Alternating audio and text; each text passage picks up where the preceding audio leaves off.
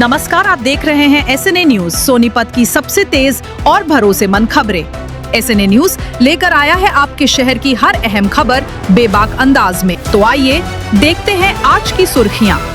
इस बुलेटिन के प्रायोजक हैं ट्रेडिंग गुरुकुल इंस्टीट्यूट सोनीपत। सोनीपत में बाबा साहेब डॉक्टर भीमराव अंबेडकर जयंती के अवसर पर आयोजित कार्यक्रम में रोहतक से सांसद दीपेंद्र सिंह हुड्डा ने संविधान की रक्षा का संकल्प दोहराते हुए कहा कि बाबा साहेब द्वारा बनाया गया संविधान देश की आत्मा है और इसे किसी भी कीमत पर कमजोर नहीं होने दिया जाएगा। मूर्थल रोड स्थित बैंक्वेट हॉल में आयोजित इस कार्यक्रम में जिला कांग्रेस कमेटी के नेताओं और कार्यकर्ताओं की बड़ी भागीदारी रही। पत्रकार वार्ता के दौरान हुड्डा ने केंद्र और राज्य सरकार पर किसान विरोधी नीतियों का आरोप लगाते हुए कहा कि बायोमेट्रिक खरीद प्रणाली और खराब पोर्टल व्यवस्था के कारण किसान परेशान है। उनका अनाज मंडियों में खुले में पड़ा खराब हो रहा है और खरीद प्रक्रिया सुचारू नहीं चल रही। उन्होंने सरकार को मंडी विरोधी बताते हुए कहा कि किसानों को घंटों लाइनों में खड़ा रहना पड़ रहा है और गोदामों में जगह न होने से फसल को नुकसान हो रहा है। इस दौरान उन्होंने कार्यकर्ताओं से संविधान और किसानों के हक की लड़ाई में एकजुट रहने का आह्वान किया।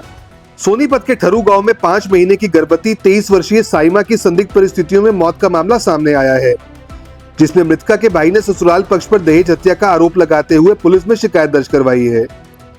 परिवारजनों के अनुसार निकाह के बाद से ही साइमा को दहेज के लिए प्रताड़ित किया जा रहा था और 50,000 रुपए देने के बावजूद उसे मानसिक व शारीरिक रूप से परेशान किया जाता रहा। वहीं शव पर मिले निशान भी संदेह बढ़ा रहे हैं। मंगलवार को पोस्टमार्टम नहीं हो सका और अब बुधवार को करवाए जाने की बात सामने आई है। दूसरी ओर ससुराल पक्ष ने आरोपों को खारिज करते हुए कहा कि साइमा की तबीयत पहले से खराब रहती थी और वह गिरने के कारण घायल हुई थी। पुलिस ने शिकायत के आधार पर भारतीय न्याय संहिता यानी कि बीएनएस की धाराओं के तहत मामला दर्ज कर जांच शुरू कर दी है, जबकि पोस्टमार्टम रिपोर्ट के बाद ही मौत के असली कारणों का खुलासा हो पाएगा। सोनीपत के कच्चे क्वार्टर स्थित गुरुद्वारा गुरु कलगीधर सिंह सभा में बैसाखी का पर्व श्रद्धा और उल्लास के साथ मनाया गया, जहां महिला कीर्तन का विशेष आयोजन हुआ और बड़ी संख्या में संगत ने गुरबाणी में हिस्सा लेकर माथा टेककर सुख समृद्धि की कामना की। कार्यक्रम के दौरान महिलाओं द्वारा प्रस्तुत भजन कीर्तन से पूरा वातावरण भक्ति में डूबा नजर आया। गुरुद्वारा समिति के प्रधान सरदार मंजीत सिंह ने बताया कि बैसाखी सिखों का प्रमुख पर्व है, जिसे हर वर्ष 13 से 14 अप्रैल को मनाया जाता है और यह रबी फसल की खुशी के साथ सिख नव वर्ष का प्रतीक भी है।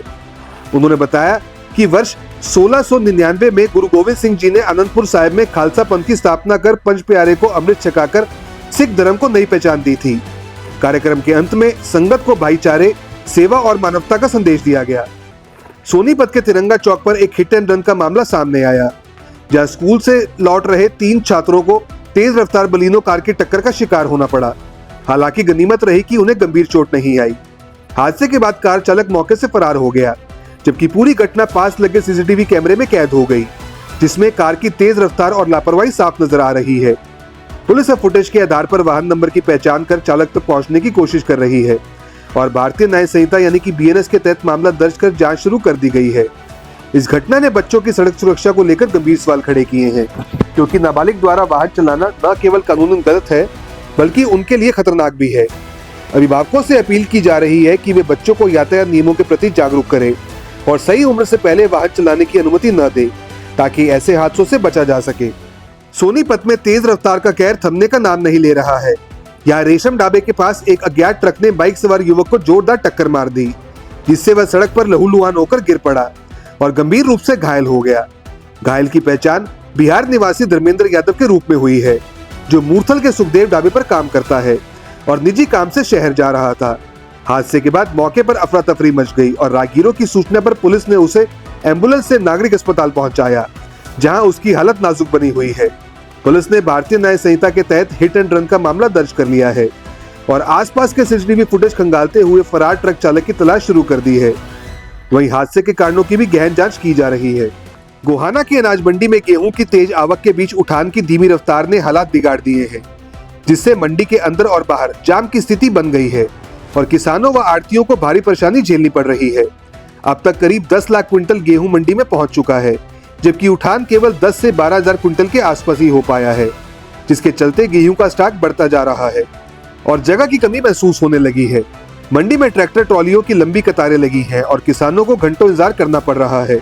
वहीं पोर्टल संबंधी तकनीकी दिक्कतों और सर्वर स्लो होने से फसल की एंट्री भी समय पर नहीं हो पा रही है।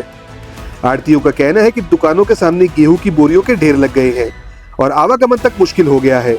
उधर प्रशासन का कहना है कि समस्या के समाधान के प्रयास जारी हैं। मैनुअल गेट पास की व्यवस्था शुरू की गई है और जल्द ही उठान प्रक्रिया को तेज कर हालात सामान्य किए जाएंगे। क्या आप स्टॉक मार्केट में एक सफल और प्रोफेशनल ट्रेडर बनना चाहते हैं? तो जुड़िए ट्रेडिंग गुरुकुल से, जहां आपको मिलता है 19 साल से भी ज्यादा का भरोसेमंद अनुभव।